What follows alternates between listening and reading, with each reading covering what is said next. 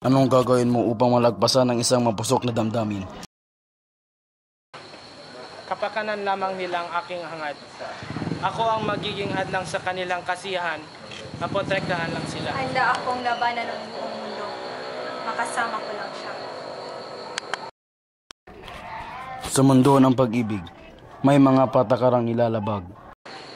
Lahat gagawin ko. Mapaghiwalay lang sila. Wala akong kinikilala, kundi pera. Pera lang. Dalawang ipinagbabawal na bituin, pilit pinagtatagpo ng tadhana. Walang makakahadlang sa aming pag-ibigan. Kahit sariling reliyon, kayang talikuran. Mapipigilan pa kaya ang isang mapusok na damdamin?